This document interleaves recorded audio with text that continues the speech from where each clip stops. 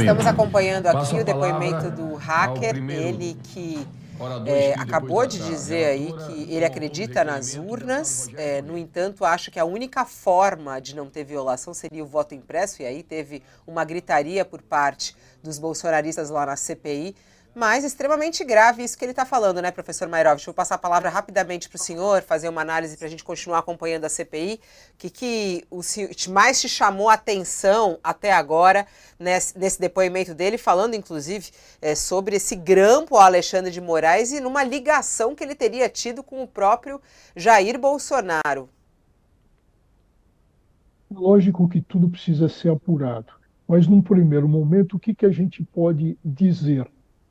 Que o que ele disse, os relatos que ele apresentou, são sim críveis. E por que isso? Porque se a gente olhar o comportamento do ex-presidente Bolsonaro, um comportamento golpista, o tempo inteiro ele insistindo, batendo no ponto das urnas eletrônicas, de chamar embaixadores, todo esse comportamento do Bolsonaro leva a quê? Se a gente concluir, num primeiro momento, que não se pode descartar o que foi dito. É crível? Sim. A princípio, sim. Por quê? À luz do comportamento do Bolsonaro. Ô Josias, essa parte final aí que ele fala das urnas, isso é muito perigoso, né? Quando ele fala que é possível adulterar o código-fonte. Foi importante a participação agora da Elisiane Gama, ela falando, mas isso é lacrado, isso é feito publicamente, porque para que não levante essa bola, né? Como é que você analisou essa parte aí, justamente nessa pressão que existe por parte dos apoiadores de Bolsonaro, para que ele declare a possibilidade realmente de fraude do sistema eleitoral? Esse Delgatti ele está ecoando o terraplanismo do Bolsonaro, né? O Bolsonaro baseia o questionamento dele ao sistema eleitoral em ficções que são ecoadas aí por esse personagem. Agora, esse sistema eleitoral eletrônico, que o Delgatti diz que é passível de fraude, é um sistema muito curioso, porque sendo vulnerável como o Bolsonaro e os seus devotos alegam, ele já elegeu presidente de esquerda, de direita, elegeu da Dilma Rousseff, que foi torturada nos porões da ditadura, até o Bolsonaro, que elogiou o torturador Brilhante Ustra. Então, é realmente uma urna muito democrática, né? E agora, por exemplo, acaba de eleger um presidente de esquerda e um Congresso majoritariamente de direita. Que urnas manipuláveis essas nossas, né? Muito inacreditável, Fabiola. Dar crédito a isso é realmente bater palma para maluco dançar. Vamos continuar ouvindo um depoimento muito forte aí do hacker. Quem fala agora é o deputado Rogério Correia, do PT. Vamos ouvir. A população reveria o personagem da esquerda fazendo isso, e não um técnico de direita. Alguém que comprovou que realmente conseguiu fazer a invasão, e a Vaza Jato comprovadamente. E à época o STF havia chancelado o que eu fiz, então seria difícil até o TSE ir contra esse ato. Entendido. Imagina o que seria isso no processo eleitoral. Isso foi no mês de agosto, ainda em pleno processo eleitoral. Depois o presidente, ele mesmo que te orientou a ir ao Ministério da Defesa? Sim, como eu disse, ele deu uma ordem ao general, ao coronel, né?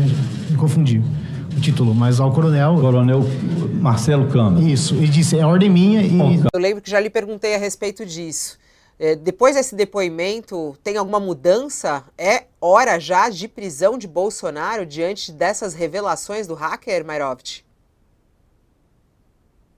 Tá desligado o seu som, Mairovich. Abriu. Pode falar. Bom, vamos lá. Ele coloca fatos gravíssimos. Esse é um lado. O outro lado que tem que se considerar é que ele não é nenhum santo. Então, as palavras dele precisam ter comprovação. É crível, sim. Tudo que ele coloca com relação a Zambelli, Bolsonaro, encontros, ministérios, isso tudo é crível. mas há necessidade de se colocar o branco preto. Ou seja, há necessidade de se ter uma comprovação melhor do que ele falou. Portanto, ainda não é hora. O que nós estamos vendo, estamos assustadíssimos. Aliás, não surpreende, porque o Bolsonaro já mostrou quem ele é, mas estamos assustadíssimos. Mas há necessidade de se ter mais lastro de prova. Para entender, doutor Walter, se a Fabíola me permite, seria caso de prisão se hoje o Bolsonaro fizesse uma movimentação qualquer que o judiciário compreendesse como uma tentativa de obstruir a investigação, de destruir provas, aí seria justificável a prisão, é isso? Sim, é exatamente isso. Se ele tentasse fugir, se ele começasse a pressionar, se ele começasse a comprar testemunhas, aí sim. Mas colocar ele imediatamente na prisão, em razão de tudo isso que ele fez, que está sendo apurado, que são crimes, não. Então, uma coisa é a prisão do decorrente da condenação, da sentença condenatória. É a prisão pena. Outra coisa é a prisão cautelar. O que nós estamos vendo agora, e foi concluído, é que ele praticou uma série enorme de crimes, ele e os seus, né? Uma série enorme de crimes, mas vai decorrer, essa prisão, de uma sentença. Agora, como você bem coloca, Josias, se houver uma necessidade, se ele começar a queimar provas, sumir com provas, pressionar testemunhas, tentar fugir, aí estamos no problema da prisão processual, na prisão cautelar, mas não na prisão sentença, na prisão penalidade.